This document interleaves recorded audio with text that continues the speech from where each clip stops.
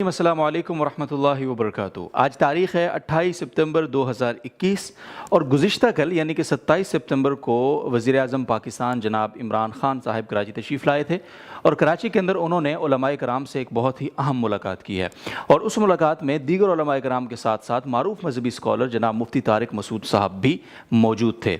और इस वक्त वो GTR मीडिया हाउस के स्टूडियोज़ में आए हुए हैं, तो लकीली एक मौका है, हम उनसे उस मुलाकात का अंदरूनी अहवाल जानते हैं। तो आइए मुफ्ती तारिक मसूद साहब से मिलते हैं और उनसे पूछते हैं कि वज़ीर आज़म साहब से उनकी मुलाकात कैसी रही, कैसा एक्सपीरियंस रहा और अंदर उस मुलाकात का अंदरूनी जो अहवाल है, अंदरूनी जो कहानी है वो क्या है। तो आइए आपको मिलवाते हैं मुफ्ती तारिक मसूद साहब से और इस मुलाकात का अहवाल जानते हैं।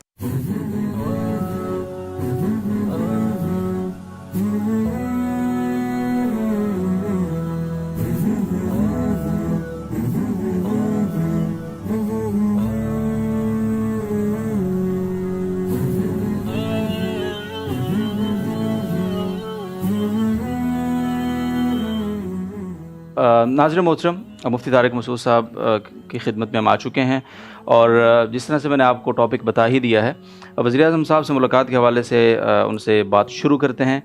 मुफ्ती साहब, सबसे पहले बहुत शुक्रिया वक्त देने के लिए। जज़ाकुमुल्लाह। आपसे पहला सवाल ये है कि वज़ीर आज़म साहब से आपकी ये पहली मुलाकात थी या इससे पहले भी आपकी कोई मुलाकात हो चुकी है? बिस्मिल्लाहिर्रहमानिर्रहीम। नहीं, ये मेरी पहली मुलाकात थी। अच्छा। इससे पहले मेरी कोई मुलाकात नहीं हुई, ना मैंने कभी देखा। अच्छा, देखा भी नहीं होता है ना, जैसे कोई दूर से देख लेता है किसी को। ठीक है। अच्छा, कैसा एक्सपीरियंस रहा जब आप गए? ज़ाहिर है वहाँ सिक्योरिटी प्रोटोकॉल भी बहुत ज़्यादा होगा जिसको आपने फॉलो किया होगा, तो पहले क्या जहन में था और जब वहाँ गए तो क्या महसूस किया आपने? जहन में ये था कि बहुत ज़्यादा सिक्योरिटी होगी, बहुत वज़ीर आज़म का बहुत ज़्यादा प्रोटोकॉल होगा, लेकिन सादगी मालूम हुई है मुझे तो। यानी सही है, बहुत ही एक, जैसे हम गए हैं तो सिर्फ नाम उन्होंने देखा लिस्ट में जी, जिन उलमा के नाम थे उनमें है या नहीं है। ठीक है। अंदर चले गए आराम से अंदर। तो फिर मैं जैसे ही गया तो गवर्नर हाउस में, आपको पता है वो पुलिस के लोग, सिक्योरिटी के लोग वैसे ही मुझे सुनते हैं, तो उनकी सेल्फियाँ शुरू हो गई। सही है। तो मुझे तो ये लग रहा था कि गेट के ऊपर एक बुजुर्ग खड़ा था, लिस्ट वाला। वो बुजुर्ग तो आंख उठा के देख ही नहीं रहा था ना। उसने कहा कि शनाख्ती कार्ड दिखाएं कि आप मुफ्ती तारिक मसूद। हाँ, उसने एक शनाख्ती कार्ड, वो आंख उठा के देख ही नहीं रहा ना, वो कह रहे ID कार्ड दिखाएं। ठीक है। अच्छा। तो उसको लोग कह रहे थे भाई तू मुंह तो उठा थोड़ा सा ऊपर। अच्छा, फिर तो अंदर गए हैं तो बहुत ही एक घरेलू सा माहौल था और सिक्योरिटी गार्ड खुद ही सेल्फियाँ ले रहे थे। ठीक है। तो मुझे तो शायद ये लग रहा था कि मैं वज़ीर आज़म हूँ। ठीक है। अच्छा, खैर हम अंदर, उस वक्त तक वज़ीर आज़म साहब नहीं थे। सही है। हम अंदर जाके बैठे तो एक रूम में और भी उलमा बैठे हुए थे मुख्तलिफ मकातिब फ़िक्र के। तो थोड़ी देर में वज़ीर आज़म साहब आ गए। फर्स्ट इम्प्रेशन क्या पड़ा जब वो आए? पहला इम्प्रेशन तो ये कि एक फिज़िकल फिटनेस माशाल्लाह, उससे मैं बड़ा मुतासिर हुआ। ठीक है। बाज़ लोग आपको वीडियो में अच्छे लगते हैं, जब हकीकत में देखो तो नहीं लगते। बाज़ ऐसे होते हैं जो वीडियो में अच्छे नहीं लगते, हकीकत में ज़्यादा लग रहे होते हैं। तो जो फिटनेस का मेरे दिमाग में तस्वुर था 70 साल की उम्र में, उससे ज़्यादा फिटनेस मुझे नज़र आई। एकदम आदमी आता बड़ा, जैसे पहलवान, तगड़ा आदमी। पहलवान तो नहीं, लेकिन तगड़ा आदमी। सही है।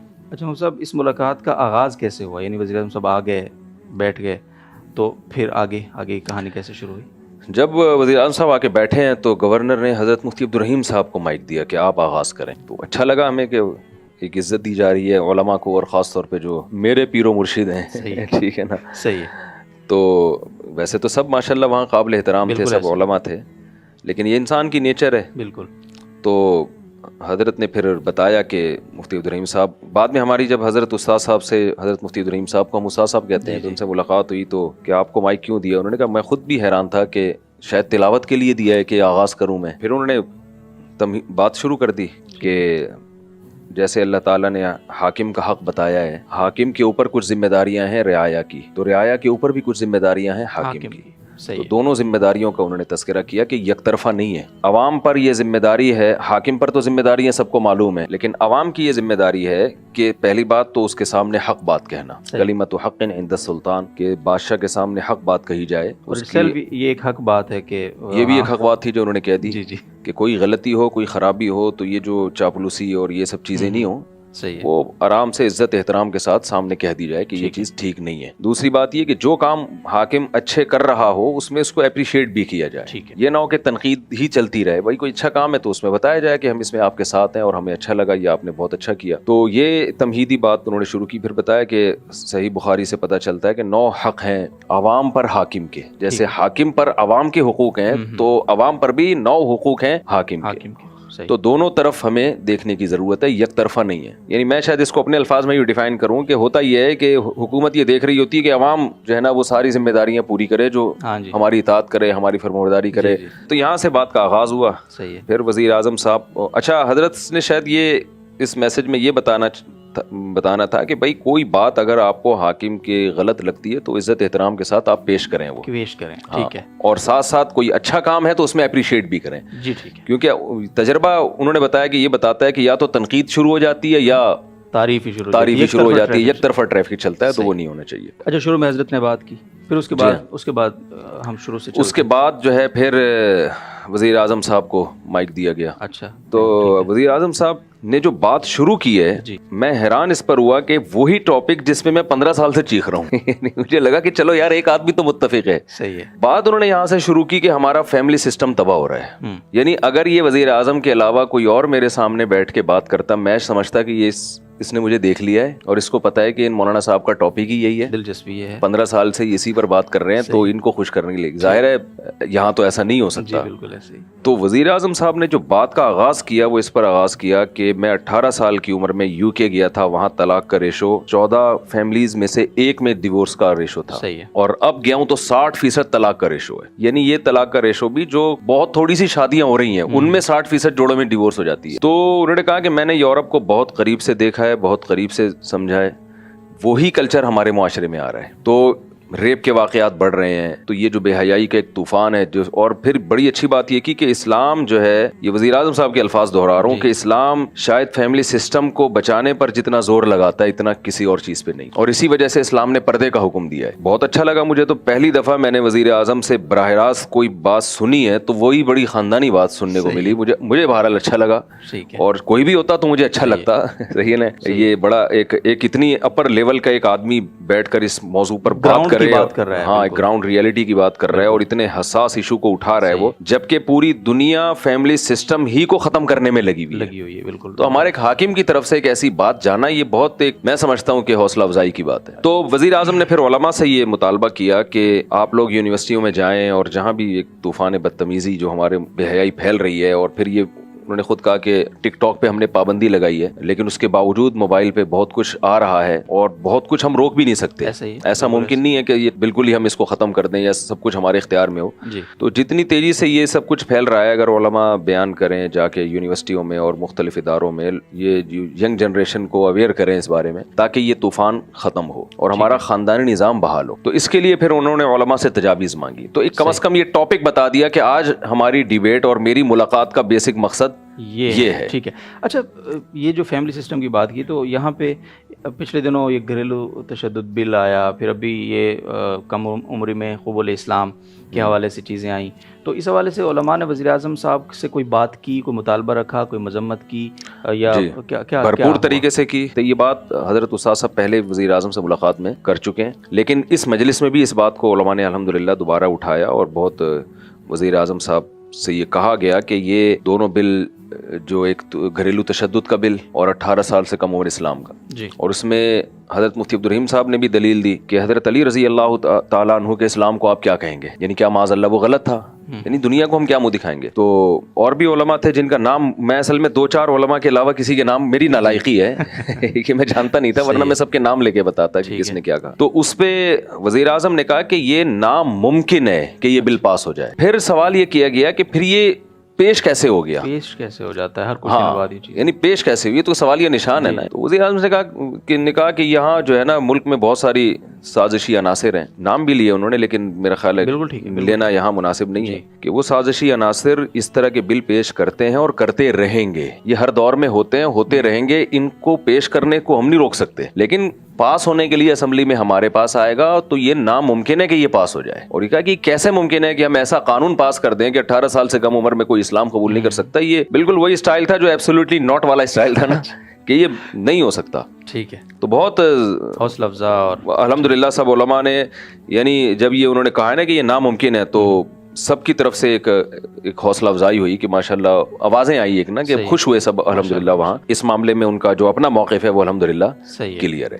تو علماء سے تجاویز جب انہوں نے مانگی تو کیا کامن تجاویز کیا دی علماء کرام نے؟ دیکھیں میں تو خود کچھ تجویزیں پیش کرنا چاہ رہا تھا, مجھے تو پہلی دفعہ موقع ملا تھا, ابھی تک تو بیانات ہی چل رہے تھے ہمارے ان تجاویز میں, 2-3 گھنٹے کی تجاویز ہی چل رہی ہوتی ہیں عوام کے سامنے, تو مجھے بڑا اچھا موقع ملا تھا. لیکن ظاہر ہے سینئر علماء تھے مجھ سے پہلے, میں تو فرسٹ ٹائم بیٹھا ہوں, ان علماء کی طرف سے بھی بڑی اچھی تجویزیں آئیں. حضرت مفتی تقی عثمانی صاحب کے بیٹے تھے مولانا عمران عثمانی, انہوں نے بڑی اچھی تجویز دی. انہوں نے کہا کہ جب آپ نوجوانوں کو اگر کوئی مثبت ایکٹیویٹیز نہیں دیں گے تو وہ پھر نیگیٹو ایکٹیویٹیز کی طرف جائیں گے, موبائل فون, وہ پب جی کھیلیں گے, وہ یہ کریں گے, وہ ٹک ٹاک میں مشغول ہوں گے. تو آپ ان کو بزنس کی طرف لے کر آئیں امیزون کے ذریعے اور جو انٹرنیٹ کے ذریعے پوری دنیا میں, تو یہ نوجوان اگر اس پہ بیٹھیں گے بزنس کو گرو کریں گے.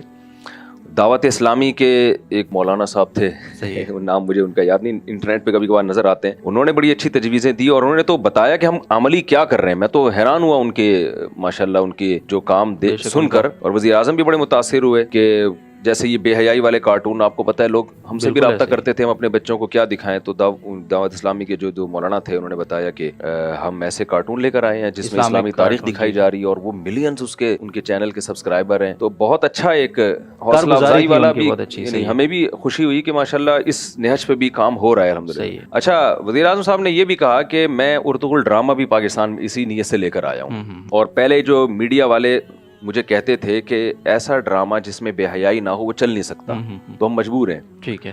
کہتے میں ارطغرل ڈرامہ جب لایا ہوں یہاں پہ, اور یہ کتنا پھیلا ہے, اس کو پوری دنیا میں آپ دیکھیں نا, اس کے کتنا زیادہ واچنگ ٹائم کتنا ہے نیٹ پر. تو کہتے ہیں میں اب یہ میڈیا والوں کو بولتا ہوں کہ آپ دیکھو کہ یہ آپ کیسے کہتے ہو کہ بے حیائی کے بغیر ڈرامے نہیں چل سکتے, تو یہ کیسے چل رہے ہیں, اس میں اس کا تو سارا کانٹینٹ ہی اسلامی ہے. بالکل ایسے. تو یہ ایک بڑی اچھی بات میرے سامنے آئی کہ چلو یہ خوشی ہوئی کہ وزیر اعظم صاحب لے کر آئے ہیں ڈرامہ. جی بالکل, وہ تو انہوں نے آن کیم کہہ چکے ہیں. اور وزیر اعظم صاحب کا یہی کہنا تھا کہ اگر ہم آلٹرنیٹ متبادل جب تک نہیں لائیں گے تو اس پہ ہم پابندیاں نہیں لگا سکتے. اچھا, اگر آپ کو موقع ملتا, یعنی وقت ہوتا اور وزیر اعظم صاحب کو آپ سے کوئی تجاویز وہاں پہ مانگی جاتی, آپ کو مائک حوالے ہوتا, کیا کہتے آپ؟ میرے ذہن میں 4 پوائنٹ تھے جو میں نوٹ کر کے بیٹھا ہوا تھا کہ جیسے ہی میرا نمبر آ گیا اگر, تو میں 4 باتیں 1 2 3 4 کر کے جلدی بیان کر دوں گا. نمبر 1, یہ کہا گیا کہ 60% یورپ میں طلاق کا ریشو ہے, جو شادیاں ہو رہی ہیں, فیملی سسٹم تباہ ہو رہا ہے. تو میں ایک بات کبھی موقع ملا زندگی میں تو یہ رکھوں گا, یہ ویڈیو ہمارے توسط سے بھی آپ اس ویڈیو, ٹھیک ہے, یہ جو ہمارے ہاں شادیاں ہو چکی ہیں ان کو تو بچائیں نا. بالکل. عدالتی خلا جس طرح سے آج چل رہا ہے یہ کسی مکتبہ فکر کے نزدیک ٹھیک نہیں ہے. نہ اہل حدیث کے یہاں, نہ حنفیہ, نہ مالکیہ, نہ شافعیہ, نہ حنابلہ, نہ شیعہ, نہ بریلوی, کوئی مکتبہ فکر اس کو نہیں مانتا. آپ کسی بھی ادارے سے فتویٰ لے لیں. ٹھیک ہے. عورت عدالت میں گئی, جی, بہر صورت عدالت نے اس کو خلا کی ڈگری دینی ہے. ڈیورس کا حق شریعت نے مرد کو دیا ہے. یہ بھی ایک بہت بڑی وجہ ہے اسلام میں خاندانی نظام کو بچانے کی. یہ 2 طرفہ نہیں ہے, نکاح تو دونوں کی مرضی سے ہوتا ہے, لیکن طلاق کا حق شریعت نے شوہر کو دیا ہے. عورت اس کی مرضی کے بغیر نہیں جا سکتی, الا یہ کہ کوئی ناقابل تلافی یعنی ناقابل برداشت کوئی ظلم ہو رہا ہو, نہ نفقہ ہی نہیں دے رہا, بے تحاشا مارتا پیٹتا ہے. تو یہ کنڈیشن ایسی ہیں جن میں, کچھ کنڈیشن ہیں جن میں جج کو یہ رائٹ دیا ہے کہ وہ نکاح ختم کر سکتا ہے. لیکن ایسے نہیں ہو سکتا کہ کوئی خاتون جا کے کہیں کہ جی مجھے رہنا ہی نہیں ہے بس. صحیح ہے. تو اس سسٹم کو جو جنرل مشرف کے دور میں ایک ڈنڈے کے زور سے نافذ کیا گیا ہے, تو اس پر قانون سازی ہو, اس پہ قانون سازی ہونی چاہیے. کیونکہ میں تو لوگوں کے گھریلو مسائل نمٹاتا ہوں نا, صبح شام ہمارے پاس فیملی آ رہی ہے, مرد آ رہا ہے, یار مجھ میں کوئی خرابی نہیں تھی, میری بیوی کا کہیں کسی سے غلط تعلق ہو گیا, دوستی ہو گئی, اور وہ عدالت سے خلا لے گئے, وہ چلی گئی, اور پھر بچے بھی لے کے چلی جاتی ہیں. تو بچے تو دونوں کے ہیں نا, جیسے ماں کے ہیں ایسے باپ کے بھی ہیں. تو یہ کیا بات ہے کہ عدالت ماں ہی کو وہ کر رہی ہے اور شوہر کا کوئی خیال ہی نہیں ہے. خودکشی کی خبریں ہم نے سنی ہیں, اور ڈپریشن کے مریض ہوئے ہیں لڑکوں کے باپ, جو مجھے فون کر کے بتا رہے ہیں کہ پاگل ہو گئے, ڈپریشن کی گولیاں کھا رہے ہیں, کیونکہ ایسے کیسز آ رہے ہیں کہ بھائی بیوی کا کسی مرد سے ناجائز چکر چلا, شوہر سے ڈیورس لی, اور بچے بھی اسی کے, بیٹی بھی سوتیلی بیٹیاں بھی سوتیلے باپ پال رہا ہے. تو باپ پہ کیا گزرے گی؟ تو یہ بھی چیز ہمارے خاندانی نظام کو تباہ کر رہی ہے. اس کا نقصان یہ ہو رہا ہے کہ مرد نکاح کرنا بھی چھوڑ رہے ہیں, جی, اور جو ہو چکی ہیں نکاح وہ ہو چکے ہیں وہ بھی. تو پہلا تو ایک اتنی تفصیل سے تو میں نے بتا دیا آپ کو, لیکن وہاں میں بہت مختصر بتاتا اس کو. نمبر 2, نکاح جو یہ ہمارے معاشرے میں نکاح کو پروموٹ کیا جائے, نکاح کو آسان بنایا جائے. صحیح ہے. اس پہ گورنمنٹ جو ہے ترغیبی مہم چلائے بھائی. یہ جو ہمارے یونیورسٹیوں میں اور میڈیا پہ جو ایک ذہن بنایا جا رہا ہے کہ یہ کوئی دقیانوسی والا کام ہے, پہلے پڑھائی, اور بھائی یہ پڑھائی اور یہ سب چیزیں نکاح کے ساتھ ہو سکتی ہیں. ٹھیک ہے. خلافت عثمانیہ میں تو نکاح کرنے والوں کی مدد بھی کی جاتی تھی, پیسے دیے جاتے تھے ان کو. تو ہم یہ نہیں کہہ رہے آپ پیسے دیں, لیکن کم از کم لٹریچر کے ذریعے یا میڈیا کے ذریعے اس کو پروموٹ کیا جائے. ٹھیک ہے. تیسری چیز یہ کو ایجوکیشن سسٹم, جیسے وزیر اعظم صاحب کہہ رہے تھے یونیورسٹی میں جائیں آپ بے حیائی کے خلاف بیان کریں, باتیں کریں, تو بھائی لڑکا لڑکی وہاں ساتھ بیٹھے ہوئے, ہم کیا بیان کریں وہاں جا کے, ٹھیک ہے نا. تو ایک ماحول ہی ایسا ہے, بیان تو کرنا چاہیے, کریں گے بھی انشاءاللہ, لیکن یہ سسٹم ختم ہونا چاہیے. اور چوتھی چیز وہی ہے کہ میڈیا کو کنٹرول کیا جائے. مفتی زبیر صاحب نے بڑی اچھی بات کی, انہوں نے کہا کہ ڈرامہ دکھایا جا رہا ہے رضائی بہن سے بچہ پیدا ہو رہا ہے, تو بے شک یہ غلط اس میں بھی دکھایا جائے, نیگیٹو میں دکھایا جائے کہ یہ غلط ہو رہا ہے, لیکن دکھا تو دیا نا آپ نے. تو اس طرح کے ڈراموں پہ پابندی لگائی جائے کہ جو ہمارے کلچر کو تباہ کر رہے ہیں. تو میرے ذہن میں یہ 4 باتیں تھیں کہ یہ میں کروں گا, اور اللہ کرے وزیر اعظم صاحب تک یہ بات پہنچ جائے کسی طریقے سے. بہت شکریہ جی, آپ نے اس پوری ملاقات کا حوال ہمارے ناظرین کے ساتھ شیئر کیا, جزاکم اللہ خیر. ہم سب کچھ کہنا چاہتے ہیں آخر؟ یہی کہنا چاہتا ہوں کہ بھائی جہاں کچھ خرابیاں ہیں حکمرانوں میں ہوتی ہیں, اچھائیاں بھی ہوتی ہیں, تو ہم جو ہر وقت آپ کا کسی بھی سیاسی تنظیم سے تعلق ہو, تو جیسے میرا کوئی پی ٹی آئی سے تعلق نہیں ہے, تو کسی بھی سیاسی تنظیم سے تعلق ہو, تو کوئی بھی جب آپ کا حاکم ہو, وزیر اعظم ہو, صدر ہو, تو میں سمجھتا ہوں کہ اگر علماء اچھے انداز سے ان کو نصیحت کریں, ان کی خامیوں کو بھی عزت اور اچھائی کے ساتھ, ان کی عزت کے ساتھ ان کے سامنے بیان کریں, اس سے میں نہیں کہتا کہ شر 100% ختم ہو جائے گا, شر انشاءاللہ کم ہو جائے گا. تو کوئی بھی حاکم ہو, چاہے وہ عمران خان ہو یا نواز شریف ہو یا حضرت مولانا فضل الرحمان ہو, یا چاہے کوئی فوجی حاکم مسلط ہو کے آ جائے. نبی صلی اللہ علیہ وسلم نے فرمایا اسمعوا واطیعوا ولو سلط علیکم رجل حبشی, کہ تم پر حبشی غلام جس کا سر کشمش کی طرح پچکا ہوا ہو وہ بھی مسلط ہو جائے تو اطاعت کرنی ہے, اس کی بات کو سننا ہے, اور حق بات اس کے سامنے کہنی بھی ہے. تو سلیقے سے طریقے کے ساتھ خیر خواہی کے جذبے سے. تو اگر ہماری قوم کا یہ مزاج بن جائے اور نعرے بازی اور گالی گلوچ اور ان چیزوں سے ہم احتراز کریں, تو میرا خیال ہے بہت کچھ خیر کا کام ہو سکتا ہے. تو اتنا بھی ہمیں نا امید نہیں ہونا چاہیے جتنا ہماری قوم نا امید ہوئی ہوئی ہے. ہماری ذمہ داری ہے ہم اپنا کام پورا کریں بغیر کسی لالچ کے. حکمرانوں کے پاس جانے والے علماء کی 2 قسمیں ہیں, ایک اپنے مفاد کے لیے اور ایک ان کو نصیحت کے لیے. بالکل. تو یہ جو منع ہے اسلام میں حکمرانوں کے پاس جانا, یہ وہ ہیں جو چاپلوسی کے لیے جاتے ہیں, ان سے عہدے حاصل کرنے کے لیے جاتے ہیں, ان سے اپنے مطلب کے لیے جاتے ہیں. لیکن اگر اصلاح کے لیے جاتے ہیں تو یہ تو اسلاف کی سنت ہے. بالکل. تو وہاں جتنے بھی علماء تھے ماشاءاللہ سب سنجیدہ تھے, جو مجھے لگا ایک اچھا منظر لگا, اور بہت عزت احترام کے ساتھ بات ہو رہی تھی, اور سب لگ رہا تھا کہ اصلاحی کے لیے آئے ہوئے ہیں یہاں پہ. بالکل. تو اچھا لگا. تو سنا ہے کسی چائے کے کپ کے بھی روادار نہیں ہیں آپ اس ملاقات. جب میں وہاں گیا ہوں تو ہمارا تو خیال تھا بڑے سموسے اور پکوڑے اور چٹنیاں اور کباب آئیں گے, لیکن وہاں تو چائے کے چند کپ آئے. اچھا. اور مجھے وہ بھی نہیں ملا.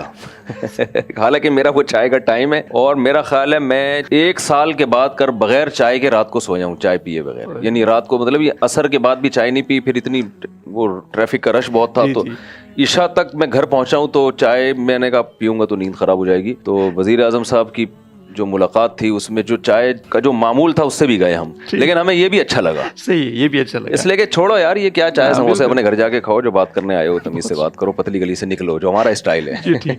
بہت شکریہ, جزاک اللہ خیر. مفتی طارق مسعود صاحب کی زبانی آپ وزیر اعظم صاحب سے ملاقات کی کہانی جان رہے تھے, لیکن آپ کو بہت کچھ سیکھنے سمجھنے سننے کو تو ملا ہی ہے, اور اچھا بھی لگا ہوگا. آپ کو اپنی رائے کا اظہار کر سکتے ہیں آپ کمنٹس بار میں. تو فی الحال اجازت دیجیے ہمیں اس نشست سے.